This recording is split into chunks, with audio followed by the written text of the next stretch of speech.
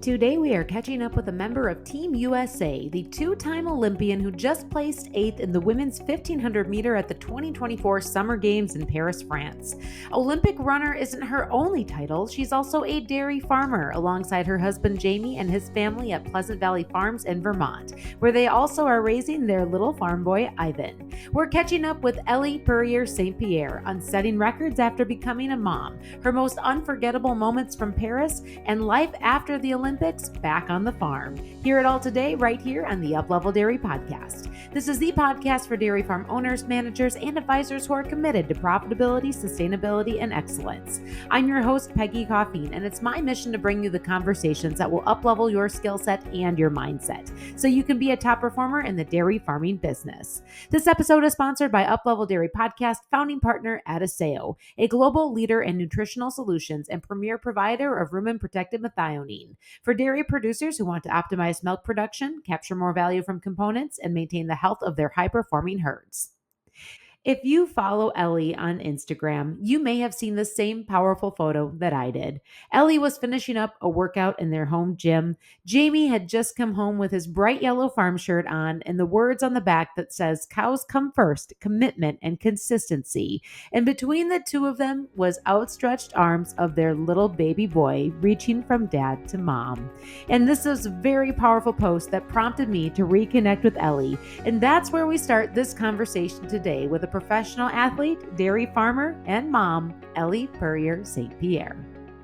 I'm just going to read what you had written because I think it's so powerful and so beautiful. You said, Paris was most impactful and fulfilling. There's so much of the experience that I want to hold on to. I would like to carry with me the level of clarity and pride I felt while in Paris and competing. Clarity in knowing I was meant to be there and that I earned my spot. Pride in representing the farmers, the mothers, and the USA. But mostly I'd like to remember and hold on to the level of confidence and gratitude I felt once I returned home. Confidence in who I am and what I'm capable of. Gratitude for the unbelievable experiences and the contrast of the life I live. Bottling up these feelings, not just for a rainy day, for every day, because they have changed me and shaped me for the better. Oh, Ellie, those came straight from your heart, didn't they? Yeah, they did. When I read this, I'm like, okay, let's break this out because I really want to hear the meaning and the feelings behind what you were sharing. And starting with where you said the confidence in who you are and what you're capable of. So we visited several times over the last few years, Ellie, and you continue to grow and evolve in the different roles that you have in life and the different levels at which you are getting out there and competing, whether it's on the farm, as a mom, on the track. And so, as of today, who is Ellie? Like, who are you today? When you wrote that, who are you now? I definitely, like you said, just changed a lot. And Paris was something I worked for and worked towards for such a long time. I was thinking about it when I was even in Tokyo. And so much changed between when I was in Tokyo and when I got to Paris. And so those hard days that I'm like really grinding through and you're like thinking like it's all going to be worth it when you get to Paris. And then Paris comes and then it's gone. And it's like, I want to hold on to this and remember it. It's always like about the next thing as an athlete. Like it's always what's next. And I really wanted to hold on to it. And honestly, like when I got home, I felt different. So I kind of just, I wrote that down. Like I felt like good. And I remember like just being like, oh my gosh, like I need to write this down. And I just felt so happy. Like when I first got home, all of my family had like a little barbecue brunch. They all came over to my sister's house and surprised me. And I just felt like so supported and happy. And that was something that I was waiting for that like I didn't even really realize, I guess. But the race didn't really go how I wanted at the end, but I think that almost made me realize how important the experience was more so than like the accomplishment in a way, just like making it there as a mom and all that I went through to get there. Just knowing that I set out for a goal and I accomplished it, and becoming a two-time Olympian is really meaningful. That means something. Like, that's not a one-time Olympian, that's a two-time Olympian. I did it twice. That's the epitome of sport. And I made it there twice after becoming a mom. And, I didn't do it alone. Did not do it alone. Like, I'm so thankful for all of my support system, and they're really what helps me in having the confidence and being able to accomplish what I have, and just like being along for the journey with all these people that, played a role. One thing that you just shared was Paris didn't go as you had maybe hoped it would, but yet what you were able to shift your mindset toward and take away from it is a whole different type of podium to stand on, right? And so when you were training and when you were going through all the trials to get to that start line, what was your goal? What did you envision Paris looking like for you prior to getting there? My goals were to medal, for sure. That like was something we talked about for a long time, and that's like a big scary like thing to say out loud before you go to the Olympics. But I mean, I had to do it. Like, I had to like have that in my mind. That was the goal. Like, I knew I was really capable of doing it. I knew it was going to be really hard, but that's the ultimate goal. So I really wanted a medal. But after the race, like, I just was like, you know what? I give it my all. Like, I know that I left every ounce out there on that purple track. And I had fun doing it. I really did. The whole experience, just being there, making my second team, like, I had so much more experience. Like, I felt like a completely different athlete there. Everything wasn't so new. Like, I knew what to expect, and just having gone through the process before, like, really helped make it a little bit easier. And it's not like necessarily the best word to use, but like a little bit like in mentally easier, I guess, just to know what to expect. But I just knew I had to stick with the pace in the beginning and just get on it and hang on for dear life. And I do wish that the pace didn't go out quite as fast. The first 200 meters is always fast in a 1500. So like, I don't even know what we split. It was probably like a 29 or something like that. But then you usually kind of settle in. And by the second 200, at the 400, it was a 59. And I'm like, oh my God, that is fast. It was what it was. Like, you got to be brave in an Olympic final if you want a medal. So that's what I did. And I just couldn't put it together that last lap, but I still ran a fast time. And I did a lot better than I did 3 years before in Tokyo. So I was proud, and it was really fulfilling to just have my family there and to know that they were in the crowd and that Ivan was there. And my gosh, I can't even tell you about the crowd. Like, there, it was just amazing. I've never seen so many people in one place, and all together, like 75,000 people. Like, the roar of the crowd was just insane. Like, when I was running on the track, I felt like I was in a video game because it was just a sea of people. It was just crazy. Yeah. Well, and let's contrast that to the previous Olympics because that was just coming off of COVID. So the stands were empty, right? Like there wasn't the crowd, there wasn't the momentum. You had such contrasting Olympic experiences from going in that first Olympics in Tokyo and having to face all of the COVID stuff. Yeah, there was no crowd at all. The only people that were allowed in the stadium were like the coaches and other track athletes. So definitely having that experience made me appreciate Paris a lot more. And that was probably a big part of it, because I was so thankful that they still were able to put on the Olympics in Tokyo. And that was also an amazing experience. But just to go to Paris and have such an enthusiastic crowd and just see all the differences. Like, a lot of the track sessions would start in the morning. There would be like, I don't know, 9 or 10 a.m. sessions or races. And the crowd was completely, like, the stadium was completely full, like sold out tickets, like early morning track meet. It's just like, oh my God, like everybody was just so happy to like be cheering on the athletes. And that like really is, that carried a lot of weight. Like it just was really awesome. Wow. Okay. So when you were in the middle of this stadium that, like you said, it felt like you're in a video game, 75,000 people that are just cheering you on and cheering everyone else on. And what is going through your head at the start line? I think there's a lot of nerves for sure.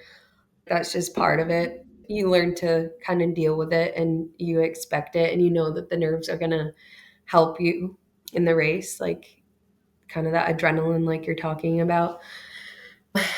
There are moments of gratitude for sure, like just being like, I made it here to the start line of the Olympics in the Olympic final.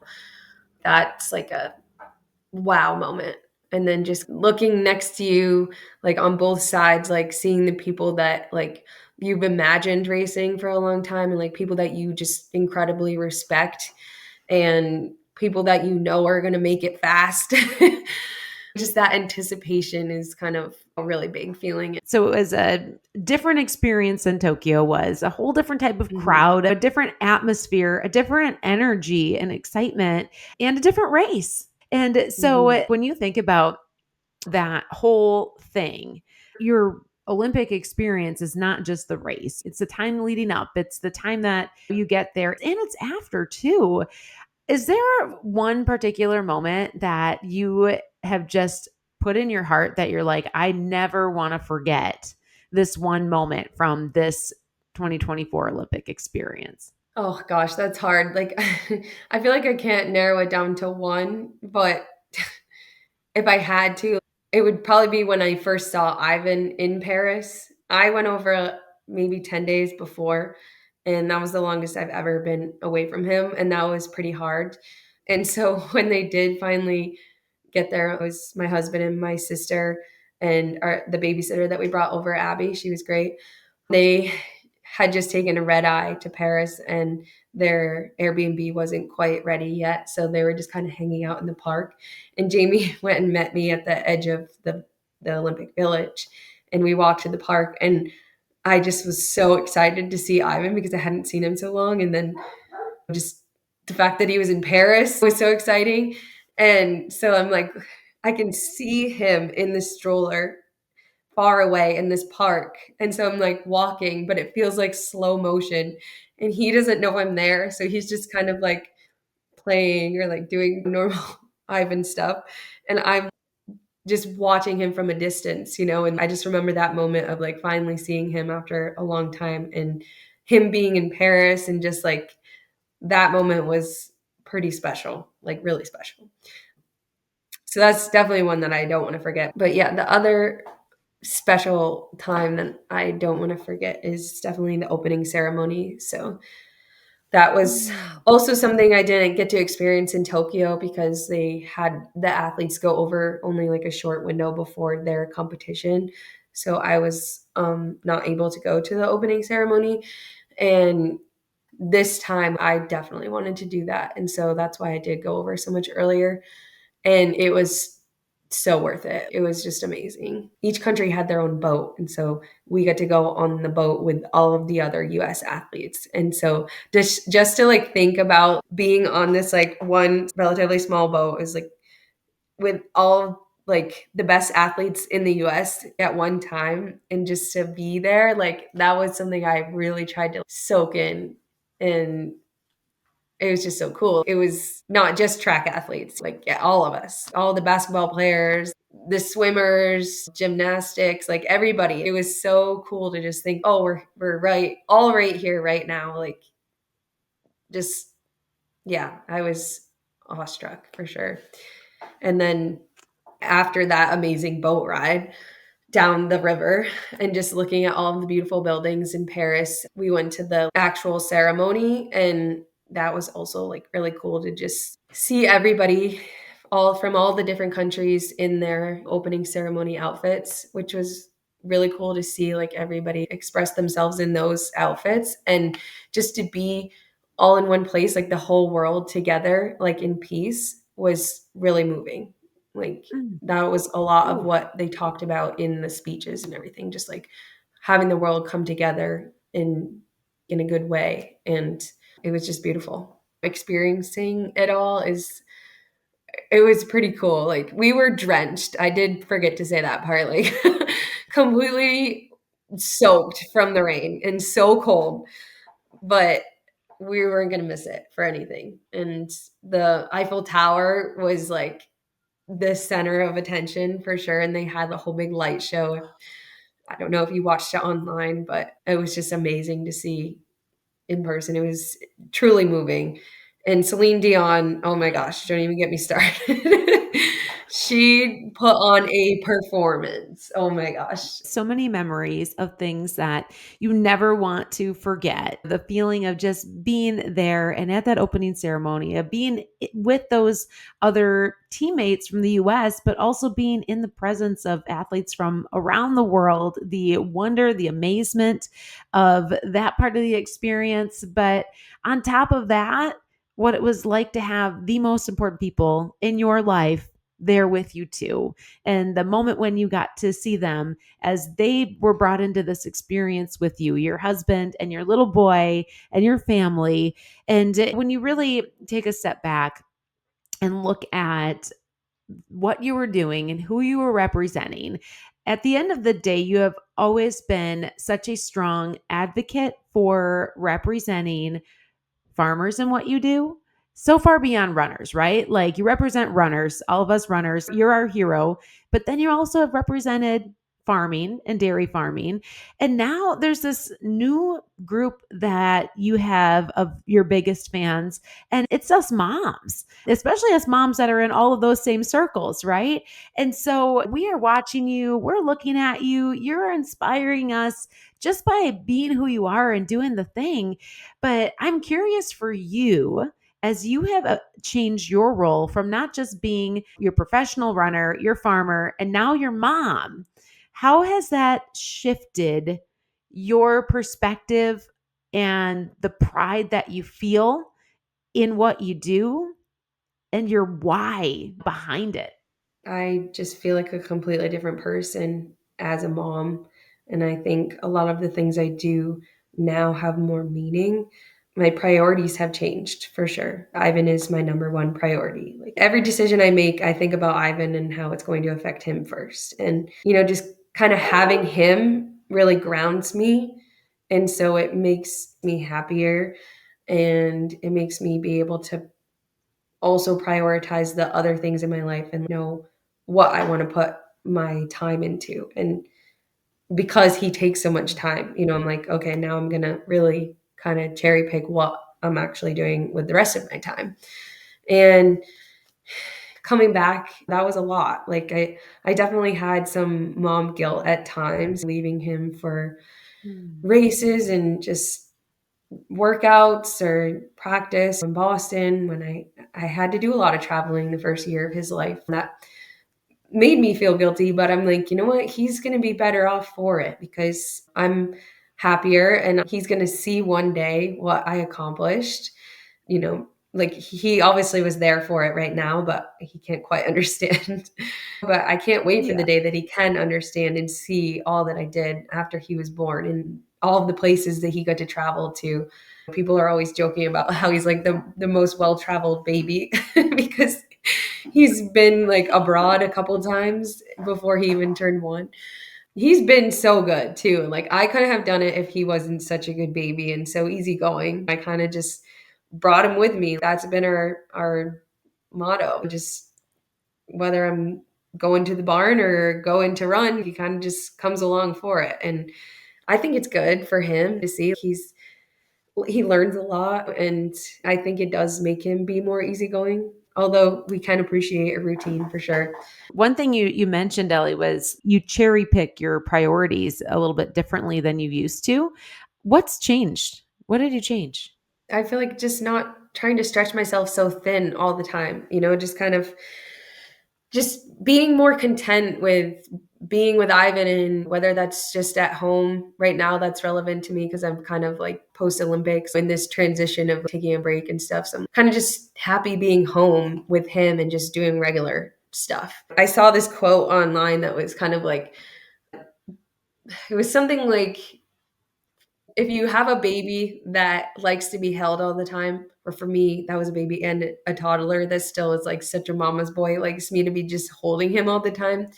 Like, it's like a sign or a message from God that you should be slowing down. Like somebody who's always on the go, like busy all the time, but they got sent a baby that just wants to be held all the time. So it like kind of like helps you slow down and just enjoy life. And that really resonated with me because I do feel like I'm always like on to the next thing, on to the next thing, rushing and just busy all the time. And he likes to be held, but I also can see that he's a a busybody. He's always doing something if he's not wanting to be with me. So it's kind of both. But anyways, yeah, he's definitely changed my life for the better. So when you talk about how he's grounded you and shifted your priorities, what you just shared about that quote and that perspective on why God gave you that little boy with the personality that he has that loves to snuggle with mom. And I think it speaks to a lot of us, right? That we get in these modes of busyness and sometimes we need a reminder to pause. And that's exactly what you have been talking about in our conversation, today is just taking that step back right now in this time, in this season, this post Olympic season, and not even just now, but when you were there too, to just like really savor the moments and savor the time and the experience and hold it close for you, right? Exactly. Yeah, it's a long time coming. When I think about all I had to do to get to Paris and to get to this point in my career and my life, it's a lot. Like I was just like looking through like pictures from the past year, and I'm like, oh my gosh, I've done so much.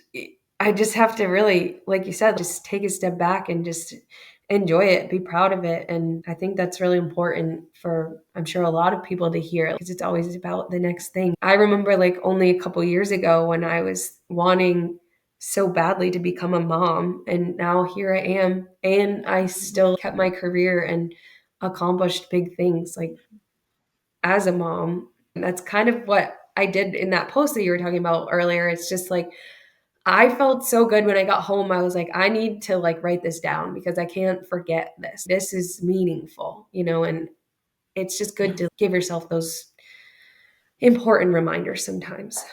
One thing you touched on a little bit earlier too, Ellie, was as you were going through the trainings and all of the things in the last year and a half too, of having had Ivan and the intense training and trials and everything else. You talked a little bit about dealing with some mom guilt.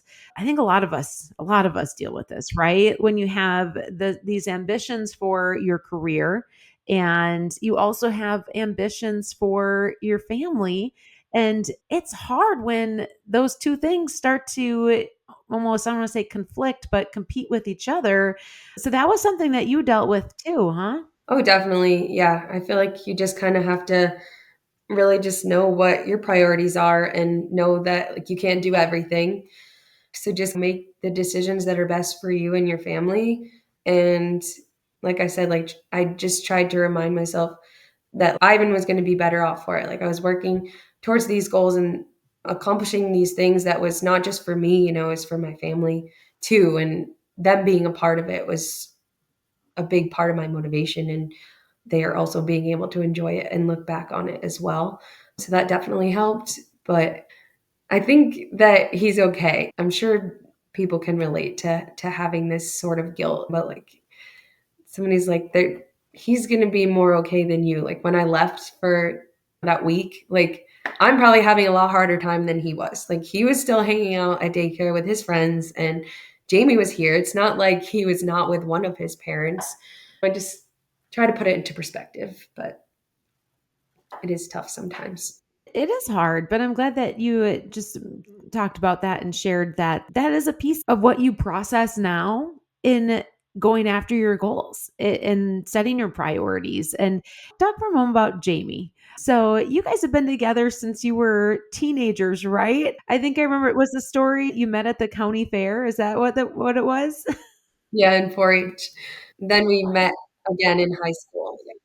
You guys have been together for a long time, and he's full-time farming, and he's an ambitious guy in his work and so passionate about what he's doing too.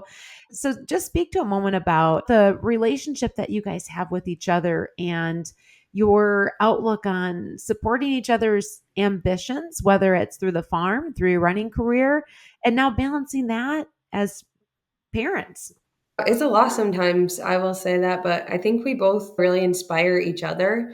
Like you said, like he has big ambitions as much as I do. Like sometimes I do think about how running is an Olympic sport. So there's this world championship level that I get to go to, and everybody cheers for me and claps for me. And it's like, am I really doing anything like that different than like people who have more average jobs? Not that farming is an average job, but there's not a way for people to say like that you're top 10 in the world because of one certain competition that you did on one day. Sometimes I think about that and I wish that they could be celebrated as much too. As much as the Olympics are so special and that they bring everybody together, I think there's so many other things that we should celebrate. You know, like Jamie inspires me of the things that he wants to accomplish on the farm. Him and his brother are starting the transition to take over the farm from his parents, and it's amazing all that they have accomplished. His mom and his dad are both at this like elite level of farming that it's pretty amazing to see, and they've built something really awesome that now is going to be carried on through their family. And I'm really thankful that I even get to be here and see it and be a part of it in the small way that I am. And so like I like know that I'm going to be here and supporting him through that in a long-term way, where my career is more short-term. So like this year, I don't know how much longer I'll run. Like nobody can tell the future. But like this year we were like, we're gonna go all in on Paris. So like Jamie and I just decided that we needed to do whatever we needed to do to make it there. And just getting there is a big accomplishment in itself. And I feel so fortunate that he has my back in doing that and setting out to to accomplish what I wanted to in my career, traveling. And like he had to be away from Ivan for, weeks at a time because I was training in Flagstaff at altitude training, and he was taking that time here in Vermont to just like really dial in on what he was doing on the farm. But I know that was a big sacrifice that he made. Being away from Ivan is not easy. And so also just supporting me like endlessly. It's pretty awesome that I have him. And it's mutual because what I hear you saying when you talk about that, Ellie, is you both have this acceptance of running is your career right now, but at some point that will probably change. But the farm is the bigger long-term picture. The farming business is the bigger long-term picture in view of your future together as a family. And it's almost like I call it like the long run versus the short run. And to play on the words, like the running career, it's the short run. And if the span of life is this long that you have together, like the farming business, you're setting it up to be this long, but you both were able to come and say this focus in this segment that we're in right now, we're all in on the running side. And I think that speaks to every conversation that you and I have had over the last few years and the things that I see you say when you're out in public. But beyond that, it's what you actually do. You go all in.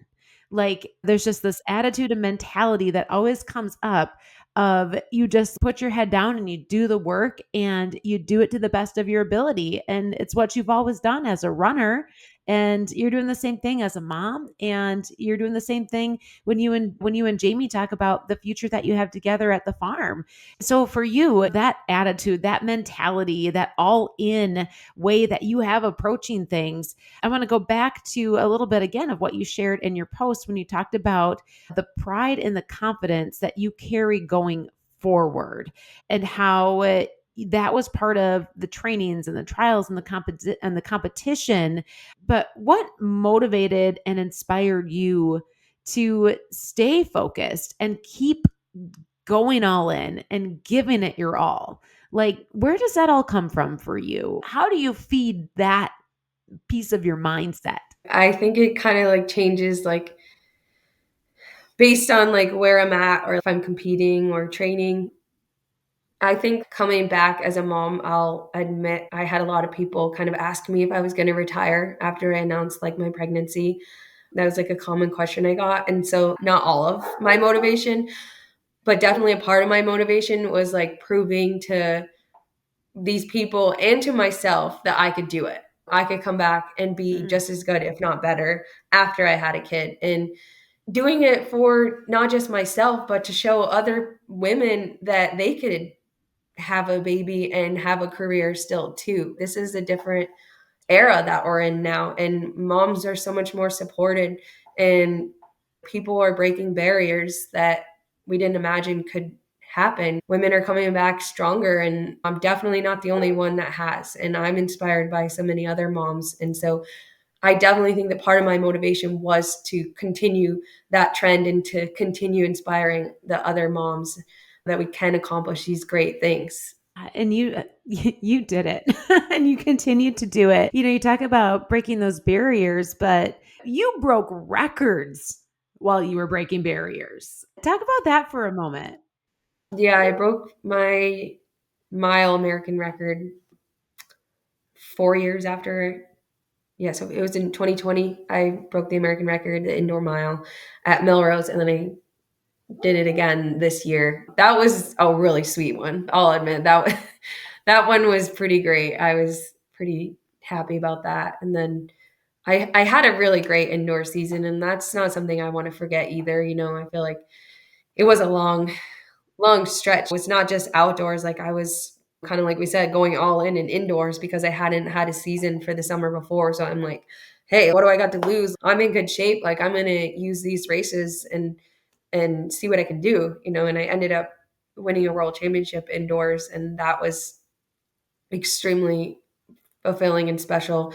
And yeah, that Ivan wasn't even a year old yet. And so that's something I'm really glad I did. I didn't do it alone though, like I feel so grateful for my coach and my teammates, my family who supported me and all of there's just too many people to say, but I didn't do it alone for sure.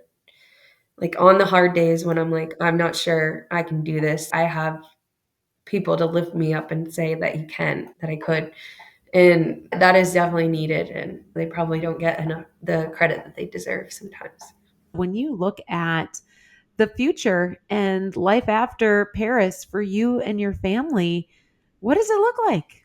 Yeah, I mean, it's kind of just a combination of all of those three big things that we've been talking about being a mom, number one, still being a runner, and still being a farmer. And right now, it's a little more heavy on the farming side, which I'm thankful, I have that contrast in my life. Being able to do both definitely helps me in both of the careers. It gives me appreciation, and I don't get totally burnt out of one because I have both. And so right now I'm just happy to be home and spending as much time with Ivan as I can, spending time with the cows, spending time with my family, and running kind of as much or as little as I want. The World Championships next year is not until like September, I think. It's really late. So like we have loads of time.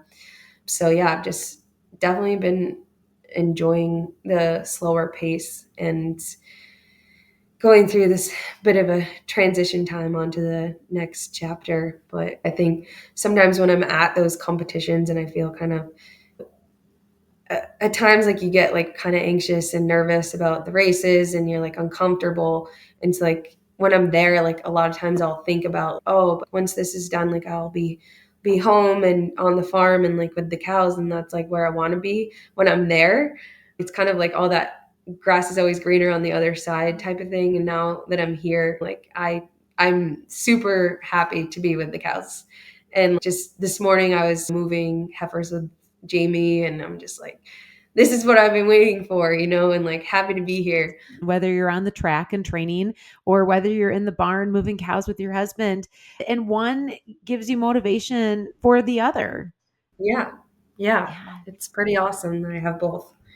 I got to tell you, Ellie, one of the things that I admire and appreciate most about you is like when we talk about you being a dairy farmer, like you're a legit dairy farmer. You don't just pose for the pictures. That is who you are at your core. And it's who you get to be right now fully in this off season or this slower season for you.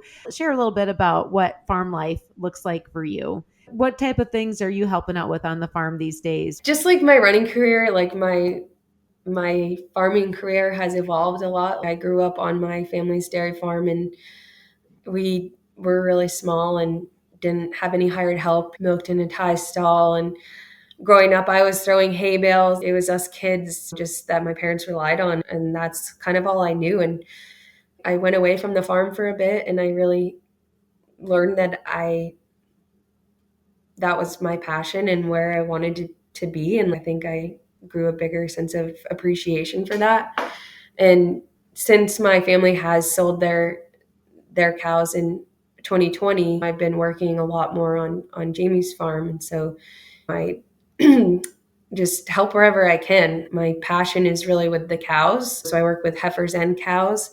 And I kind of am just like a floating herdsman, is what Jamie calls me. And that I fill in wherever I can. And I might be milking cows in the hospital pen one day and sorting cows the next day. I help with vaccinating. I help with identifying any lame cows.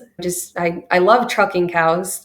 That's one of my favorite jobs. So I do help with that when I can. Which part of that do you enjoy the most? You like just driving or you like loading them or Driving for sure. Yeah, like I don't know. Don't you feel important if you're driving a cattle trailer with a load of cows? Like it's just like I'm doing something important right now. I really practiced hard at learning how to back up the trailer, and that's something I'm pretty proud of right now. It feels a little weird to say out loud, but it's not something I always used to be able to do. so did you train yourself to back up the cattle trailer? Like did you approach it like how you would train for a race? Yeah, because like at our farm, like I would do it a little bit, but like it was on a much smaller scale, and we didn't move cows nearly as much. Usually, if we were moving cows, it was to the county fair. So I would drive the trailer to the county fair, but I could get away with not backing up because there's a big open spacey, just kind of do a U-turn. But like here, they're moving cows a few times a week, if not every day. And so sometimes they'd be short a person to drive, and Jamie would be like, Ellie, you can do it. And he's like, the best way to do it is to practice. So I'm like, okay, the pressure's on. Like, and I just slowly started to do it more and more. And it's like a lot of things. Like I've just had to learn, and you get better at them as you go. Oh, that's fantastic. So do you feel like a boss now? Like you own the ability to back up that cattle trailer? I guess so. Yeah. It's a weird brag, right? It's awesome. You're speaking to people that get it. So oh, that only makes me appreciate and admire you even more. So you're settling in to life on the farm. Give us a quick little farm update. Yeah, so I've been traveling a lot this summer. I haven't been around as much, but now that I'm here in the fall, I know what's going on. But his mom has been working really hard at the new digester project, and so they finally have broke ground for that and have started the construction, and that's like super exciting for everybody on the farm. They're going to convert the methane into natural gas, and so that's going into a pipeline that's going to be directly from the farm into the pipeline. And so there was one, I think 8 miles away, and so they started the construction for that, and now the pipeline is almost all the way to the farm. So that's really exciting. They did have a digester before, but it was built a long time ago, so they kind of had outgrown that, and that converted the methane into electricity. So this one will be natural gas now. So that'll be a big change, but really exciting goal, that the farm had set and now is coming true. And they did also build a new heifer barn. It's a lot of work to grow heifers for sure, and I can see that now just watching the farm. And so they really put in a lot of time into planning this new heifer facility that they just built to kind of make it more efficient and to really bring all the heifers to one place. And it's a beautiful building. Like they planned it so well, and it's really exciting. That's where I was this morning up there moving heifers just a couple pens down. We were kind of graduating them, and it's just like awesome to be using the new gates, and everything goes so smoothly. And they're going to have like a little area to be able to process them, to vaccinate them and weigh them, and then unload them a lot easier and load them up a lot easier. It's really exciting. Definitely have enjoyed being a part of moving the heifers around. That's definitely something I've helped with a bit, but I didn't see much of the construction of the heifer facility because that was mostly this summer while I was gone. And it's just like, it's really come out really nice. And obviously that took a lot of planning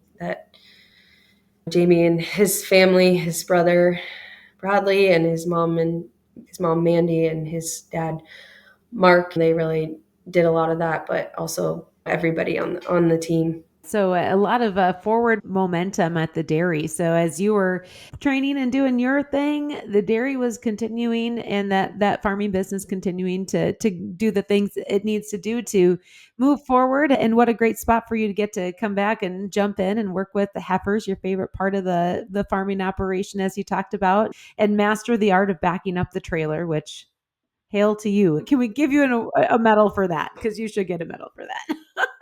I'm definitely not the best at backing up the trailer on the farm. I will say that, but I can get the job done.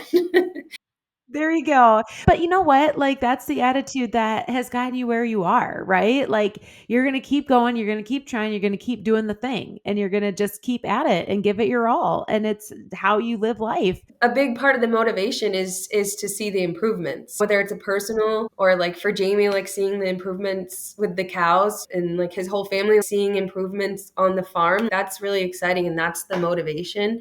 And so I definitely feel that way about accomplishing things on the track.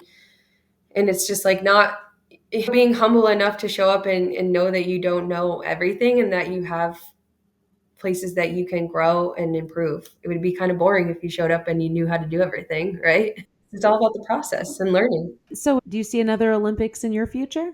I would really like to make it to LA. That's the goal, but it's 4 years away. So, got a lot of time until then, but it would be really awesome to run at the Olympics in the US. They kind of always say that like the hosting country usually has like, the best Olympics. Like I definitely saw that in Paris. Like the Paris athletes are just so happy and enthusiastic, and that really translates to their competition and just, being able to accomplish more. And so I would love to have that energy in LA, and I do hope to make it there. So that's in the future. And you mentioned there's a world coming up next year. Yes, it's in Tokyo. What do you have to do to get to Tokyo? Do you have to qualify for that? Yeah, it's a really similar process for the Olympics. So I think I don't really know what's in between Tokyo and LA. I'll be honest. I need to look that up. But usually it's like the cycle is the Olympics, and then there's 2 world championships, and then there's one off year. But we got a little bit messed up with the COVID year. So like I think we'll be back on track now after this, but I'm not sure where it is after Tokyo. So I think there would be one more championship between Tokyo and LA. So you are far from the finish line of your running career, is what I'm hearing, Ellie. Still highly motivated and excited for the future, and also the future of the farm. I think that speaks to who you are as a person and the values that you've brought with you from growing up on the dairy farm in Vermont to now being a Olympic athlete and still a dairy farmer and a mom. And Ellie, is there anything else that you'd like to share in our conversation today? Anything that's on your heart that you didn't get a chance to talk about? I feel like we touched on a lot, but just like what you're saying, like being all three, like a mom, a dairy farmer, and a runner. And when I was there in Paris, like I was very much running for something bigger than myself. And that was so fulfilling and amazing. Like just like anytime I had any self-doubt or nerves, like before the race, like stress, like I'm doing this for a bigger purpose. And that was for my communities, and having their support helped me, and just knowing that they were all home and cheering and being a part of the whole journey. Like that helped me, and like that helped them, like is kind of this back and forth. And that was the best part of the experience for sure. There were so many watch parties in my local towns, surrounding towns, and just seeing the people come together was just so amazing and moving. And I get to read the guest book of like the people that attended the watch parties, and like just seeing some of the names like brought tears to my eyes. It's like they were actually there in the gym and like watching it on the big screen. And I just very much had all of these people in my heart when I was there running, and I remembered who I was. I was not just, Ellie. I was a farmer, I was a mother, I was from small town America, and I was there representing all of those things. And so I was just happy that I could have those people cheering me on and knew that I was running for them. And you did it so well. And we're so, so dang proud to say that you were part of all of these communities, the mom community, the running community, the dairy farming community, and representing the entire USA. And with that, Ellie, so grateful for you catching up with me here on the Up Level Dairy podcast to just do the check-in on Paris, to talk about where things are at and where they're going, and what a blessing that we have to look at you as an inspiration in all of those worlds that you represent, and representing all of us, a little piece of all of us in every way. So thanks for jumping on with me today. Of course. Thanks for having me, and thanks for all you do for the industry and interviewing so many amazing people and talking about some great topics. It's great for the industry.